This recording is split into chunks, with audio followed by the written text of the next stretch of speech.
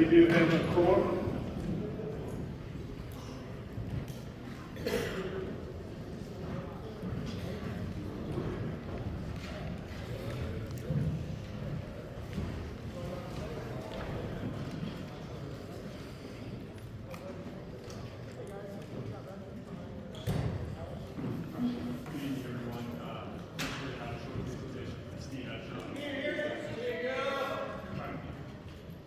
Can you hear me now?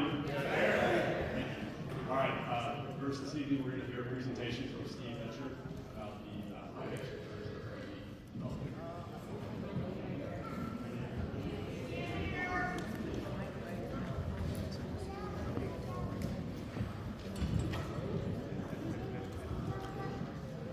I'll stand up here. Okay, I'm pretty close. Can you hear me now?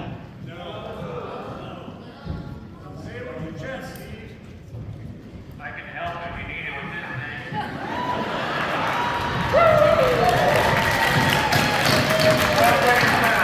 We can hear him. We'll do it this way. Well, good evening, Mayor, members of the City Council. Mark Nelson Advisors was engaged by the City of Festus to help develop a city framework to begin the negotiation for the terms of that framework with the project developer and to model the anticipated tax impact for the proposed data center. The framework that has been developed provides the key outcomes that the city leadership has identified. First, to provide significant tax revenues for the city and the community's taxing entities. To provide advance payments to the city to address critical priority community projects. For the developer to provide commitments to fund public infrastructure improvements necessary to accommodate the project. And for the project to create high-paying jobs in the community, while yet incentivizing the developer to make continued investments in technology refreshes at the development, which in turn will create additional economic activity and value to the community. The mechanism that is proposed to be used to achieve these objectives is Chapter 68 of the Missouri statutes in concert with the Jefferson County Port Authority. The City of Festus will support an application by CRG to the Jefferson County Port Authority to request incentives for the post-project subject to the agreed upon terms. Those terms. The project developer has agreed to the following terms related to the incentive framework to garner the city's support and recommendation to the Port Authority. The project will invest $6 billion to construct the project. The project will create no less than 150 permanent full-time jobs. These jobs will pay no less than the average wage will be no less than 100% of the current county average wage. The developer will not request any abatement of real estate property taxes. The developer will not request any cap, rebate, or abatement of gross receipts tax. The developer will not request any discounts on utility rates. In exchange, the developer will seek a tiered personal property tax abatement, which would include 100% abatement for years 1 through 5, which is commonly known as the ramp-up or build-out period. 95% abatement of personal property taxes only for years 6 through 15 of the agreement, and 75% of personal property taxes only for years 16 through 25 of the agreement. The developer will provide substantial community benefit payments. The developer will pay for all required infrastructure upgrades, and the developer may apply for sales tax exemption to the state of Missouri Data Center Sales Tax Exemption Program. So how does this framework compare to other communities that have similar projects? I would say this project and city framework is very comparable to other agreements that have been publicized on the eastern side of the state of Missouri. Montgomery County, for instance, has authorized no real estate abatement and a 95 and 75% abatement on personal property taxes for a 25-year period. In addition, the projects on the western side of the state of Missouri have a lot less community benefit and tax revenues than what this agreement provides. Recently, Independence, Missouri announced that they provide a real property abatement of 90 to 98% for a disclosed data center project, plus 90% abatement on personal property for 20 years. Other deals in Kansas City have provided 75% abatement on real property and 100% abatement on personal property for 25 years. So let's talk about the numbers. As I mentioned, the developers agreed to make community benefit payments to the city of Festus. Those community benefits payments will total $45 million. Those will be paid as agreed upon by the schedule, which will include up to $5 million for a new firehouse to be constructed in the community. They'll provide $3 million per year for the first 5 years of the agreement, and then they'll provide $5 million per year for the next 5 years, or years 6 through 10 of the agreement, for $45 million. The total for real property taxes for the 25-year term for all taxing jurisdictions is estimated to be $746 million, which provides basically an annual real estate property tax revenue of $30 million. The personal property tax pilot payments, and pilot payments is an acronym for payments in lieu of taxes. So it's a payment that's received and distributed as if it were taxes to all the taxing jurisdictions. Those pilot payments for 25 years will total $57 million. The combined values for tax payments, we have an anticipated tax obligation of nearly $1.3 billion for the term of the agreement. The estimated abatement value is $486 million, which creates a net tax and pilot payment to all the taxing jurisdictions of nearly $803 million.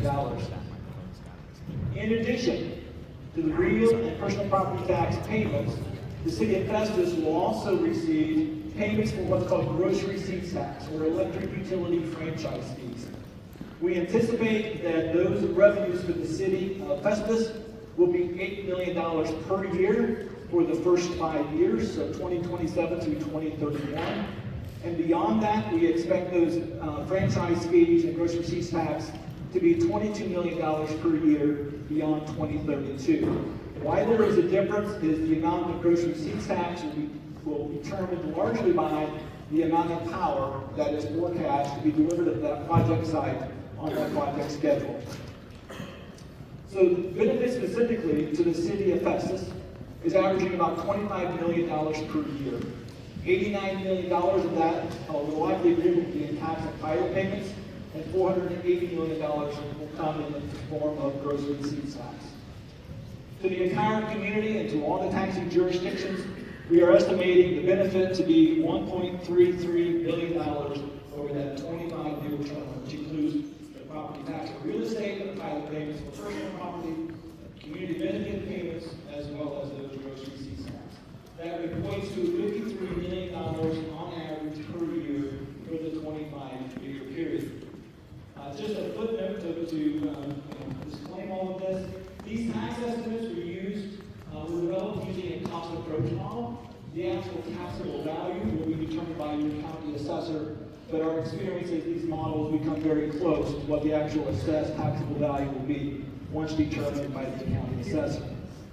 And the last point of this framework is that approval of an acceptable agreement for the development of the site is required by the city for the authorization of these tax incentives. Thank you, Mayor and members of the council.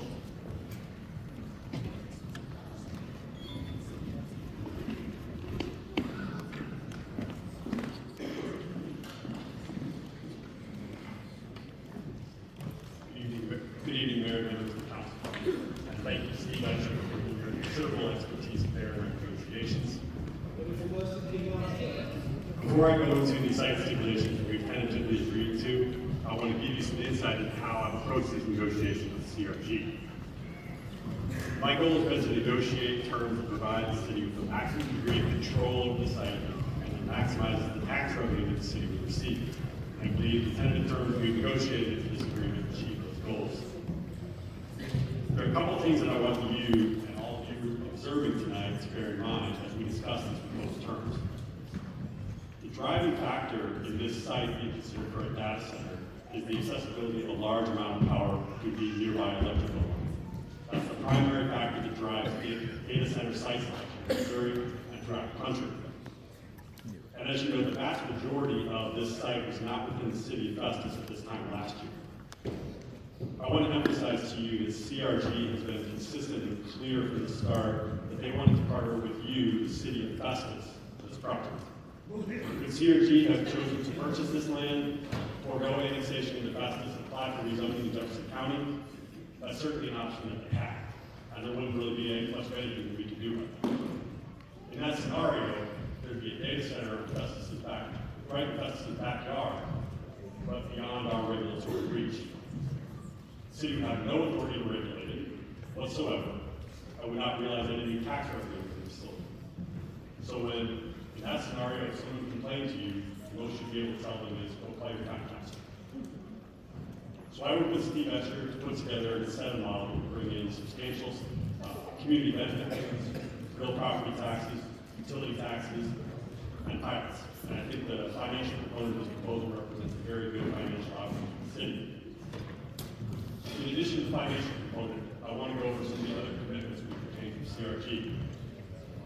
CRG will very soon be entering into a binding agreement with Ameren to ensure that they are responsible for all energy usage costs and costs for all expanded energy infrastructure.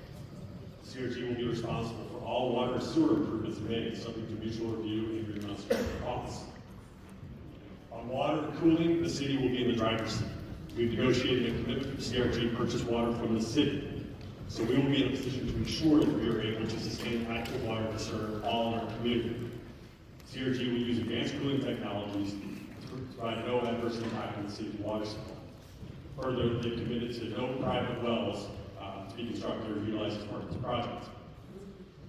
Additionally, CRG will be establishing a buyout program for the 11 homes on Glen Key Court, the one house to the north of the site, and then that buyout will be based on fair market value as of June 1st, 2025, prior to any public announcement of the data center plus 10%.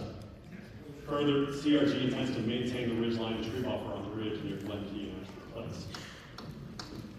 At a future meeting, you'll be asked to consider an agreement. Some of you have asked me what this development agreement means in terms of whether this project moves forward or not. In other words, what approval of this agreement means the data center project moves forward, and what rejection of this agreement means that the data center does not move forward. I want to explain what approval of the agreement would do. It would commit CRG to the site restrictions I've just discussed and were in the document shared with the public on Friday, and financial terms that Mr. Etcher and I negotiated with CRG. It would allow the project to move to the next step. One of the next steps would be to request the personal property tax abatement from the Port Authority consistent with the terms that we have negotiated. So a yes vote on the development agreement would be a vote to continue along in the process. Would a no vote mean no data center? I'm not in a position to tell you how CRG would proceed if the city rejects the development agreement. I have no idea if it would make business sense for them to continue to try to move forward with the project. But I do want to go back to the idea I first introduced to you, which is that the primary driving factor for this site is that it was a large undeveloped site near a power line that would supply a large amount of power to the site. Residential. So there are just not that many sites in Missouri that are large enough to develop with access to that required power. So what I can tell you is that in that scenario, if the city were to not move forward with the development agreement, a data center, if built, would still be subject to any of the city's ordinances regarding noise, light, and water nuisances, as well as all state and federal regulations. CRG would not be subject to the site restrictions that we've negotiated that I described to you earlier, and further, CRG would be responsible for paying the city's utility taxes. However, CRG would not receive, the city would not receive the community benefit payments and the other financial benefits that Steve and I have negotiated. Could they go to the Port Authority and request a different tax abatement than what we have agreed to? That's certainly a possibility, and the city wouldn't be in a position to stop it. So the development agreement would prevent CRG from doing that and would lock in those financial benefits. So that will turn back over to council.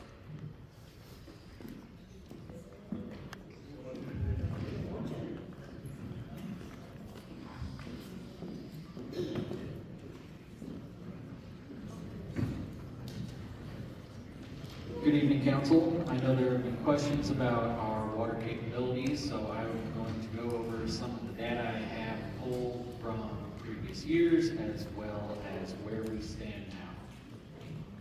Right now, our infrastructure capacity with regards to the JCWA raw water supply, we operate 2 collector wells under the influence of Mississippi.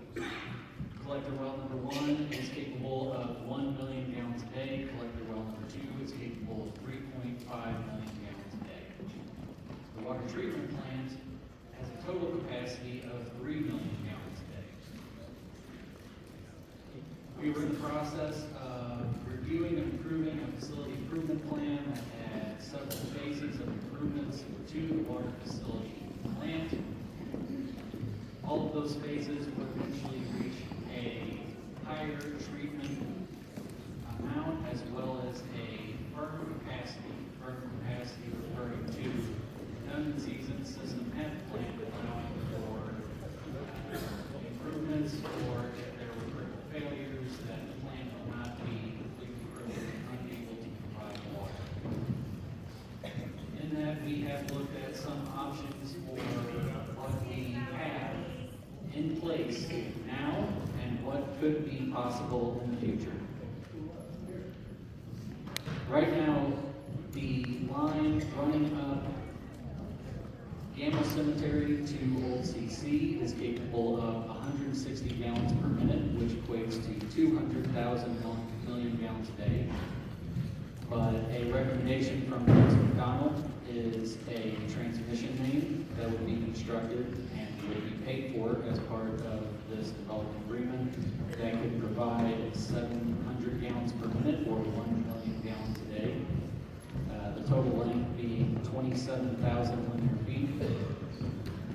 Proposals to use existing wells that the city operates, wells 10 and 8, have not been part of negotiations. We feel that those wells have been built and exist for serving the city. Both of those wells put together are able to produce up to 1.4 million gallons a day, with staff recommendations that that amount could be even higher. Right now, we hit peaks of 1.4 million gallons in the summer, and so the redundancy of those wells exists to serve that need in case of any issues through our distribution system from the water treatment plant. With that being the case, and there being an increase in water need due to the data center, we are looking at the addition of another well close to that side of the site so that we can have a full redundancy across our system, both between the water treatment plant and our wells. Right, the city will. The developer will make new wells. The city will just make new wells.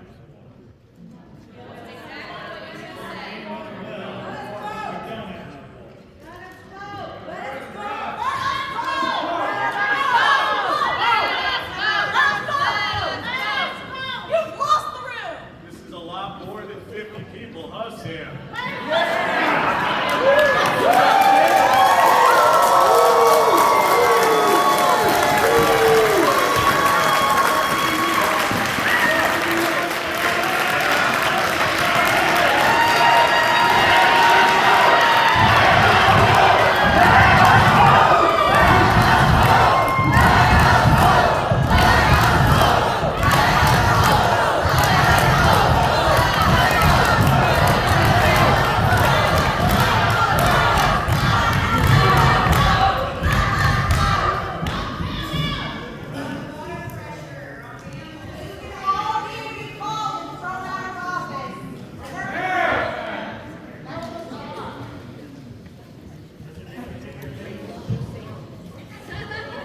We're gonna make it a closed session now? An aquifer is a finite resource.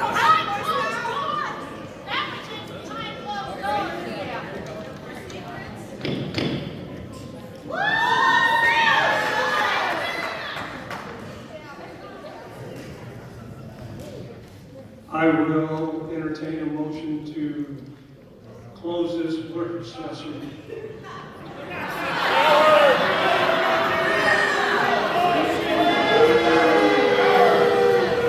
Motion has been made and seconded.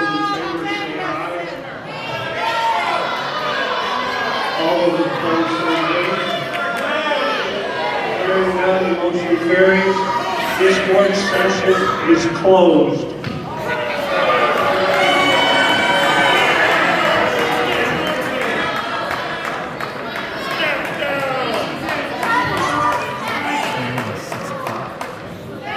It's not even 6 o'clock. It hasn't even officially begun yet.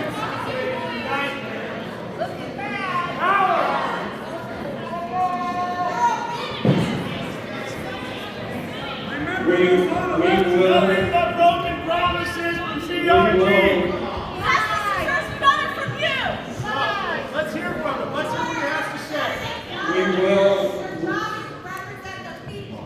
We are your constituents. Let him talk. Let's hear what he has to say. Let's see him say himself. We will reconvene for our regular session at 6 o'clock. Thank you.